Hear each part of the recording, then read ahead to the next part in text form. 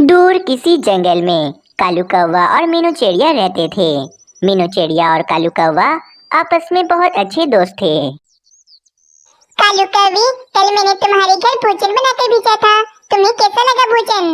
मीनू चिड़िया, तुम तो जानती हो ना कि रानी कौवी को भोजन बिल्कुल भी बनाना नहीं आता, लेकिन फिर भी वे हर समय मुझे बातें ही सुनाती रहती है और मैं और राजू कौवा तो उसका बनाया हुआ बेस्वाद भोजन खा खा कर परेशान हो गए हैं।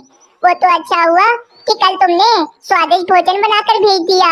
तुम्हारा बनाया हुआ भोजन खाकर तो बहुत ज्यादा मजा आ गया था हमें।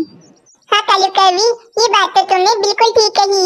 रानी कौवी को तो भोजन बिल्कुल भी बनाना नहीं आता है, लेकिन फिर भी तुम्हें रानी कौवी को समझाना चाहिए। हाँ मीनू चिड़िया, कुछ ना कुछ तो सोचना पड़ेगा इस बारे में मुझे। अच्छा चलो कालू कौवी, अब हमें अपने अपने घर चला जाएंगे। मुझे मानव चिड़िया के लिए भोजन भी जाकर बनाना है। चलो ठीक है, फिर मिलते हैं दोबारा कभी। फिर मीनू चिड़िया और कालू कौवा अपने अपने घरों को चले जाते हैं।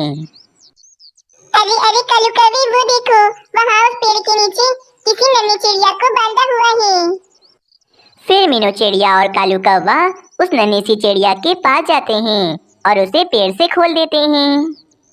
अरे नन्ही चिड़िया, तुम्हें यहाँ पर किसने बांधा हुआ था? और तुम्हारा परिवार कहाँ है? मेरा नाम सोनू चिड़िया है और मुझे एक जालिम चील ने पकड़ लिया था और यहाँ पर लाकर बांध दिया था। बस पे वापस आने ही वाली होगी और आप सबको भी पकड़ लेगी। आप मेरी मदद करो, मुझे बचा लो यहाँ से। मीनू चिड़िया, हमें फौरन इस नन्ही सी चिड़िया को लेकर यहाँ से भागना होगा, वरना वे बाजू चील यहाँ आकर हमें भी पकड़ लेगी। फिर मीनू चिड़िया और कालू कौवा सोनू चिड़िया को लेकर मिट्ठू महाराज के पास चले जाते हैं। अरे कालू कौवी, मीनू चिड़िया, ये तुम किस नन्ही चिड़िया को लेकर यहाँ पर आ गए हो? इससे पहले तो मैंने कभी इस नन्ही चिड़िया को हमारे जंगल में नहीं देखा। मिट्ठू महाराज, इस नन्ही सी चिड़िया के परिवार पर बाजू चील ने हमला कर दिया था और शायद इसके मम्मा और पापा को भी मार दिया होगा। अब इसका कोई नहीं है यहाँ पर। और तो और पता ही, हम इस नन्ही सी चिड़िया की बड़ी ही मुश्किलों से उस चील से जान बचा कर ला रहे हैं। बहुत बुरा किया इस नन्ही चिड़िया के साथ। अब किसी न किसी पक्षी को, सोनू चिड़िया को अपने साथ अपने घर में रखना होगा, वरना इसका ख्याल कौन रखेगा? मिट्ठू महाराज, अगर आप कहें तो मैं सोनू चिड़िया को अपने घर पर अपनी बेटी बनाकर रख लेती हूँ।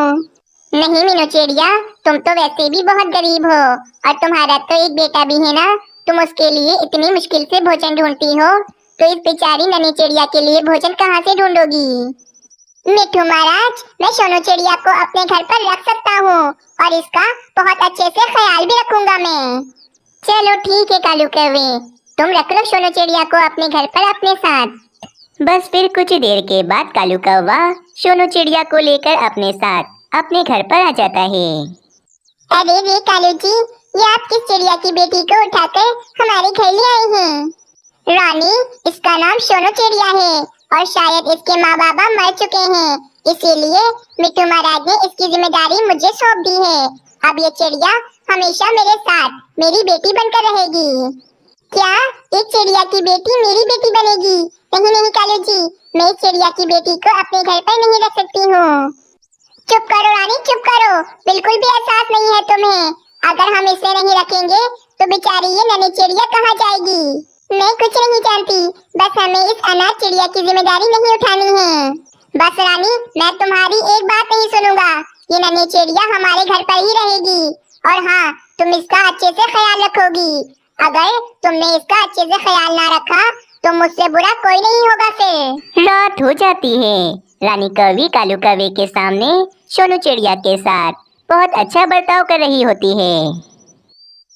रानी, मैं बहुत ज्यादा खुश हूँ कि अब तुम भी दिल से सोनू चिड़िया को अपनी बेटी मान चुकी हो और इसका बहुत अच्छे से ख्याल रख रही हो। हाँ कालू जी, आप ठीक कह रहे हैं। अब ये सोनू चिड़िया भी मुझे अच्छी लगने लगी है और अब मैंने इसे अपनी बेटी मान ली है। इसी तरह एक महीना भी गुजर जाता है। रानी कौवी सोनू चिड़िया से बहुत ज्यादा तंग आ चुकी थी। बस अब मैं मजीद सोनू चिड़िया को अपने घर में बर्दाश्त नहीं कर सकती हूँ। अब तो मुझे इस सोनू चिड़िया को अपने घर से निकालना ही होगा। मम्मा, सोनू चिड़िया सारा काम तो करती है ना, अब क्या मसला है आपको इससे? राजू कवि, तुम चुप करो। इस सोनू चिड़िया को तो मैं घर से निकाल दूंगी, और हाँ, कालू जी को तो मैं देख ही लूंगी। बस फिर गुस्से में रानी कौवी सोनू चिड़िया को अपने घर से निकाल देती है। ये सब कुछ मीनू चिड़िया भी बैठी देख रही होती है। हाय रे रानी कवि, तुमने इस बेचारी नन्ही चिड़िया को कितना मारा है, कितना ज्यादा खून निकल रहा है, और अब तुम इसे घर से भी निकाल रही हो। मीनू चिड़िया, अगर तुम्हें इस पर इतनी दया आ रही है तो अपने घर पर रख लो ना अपने साथ इसे।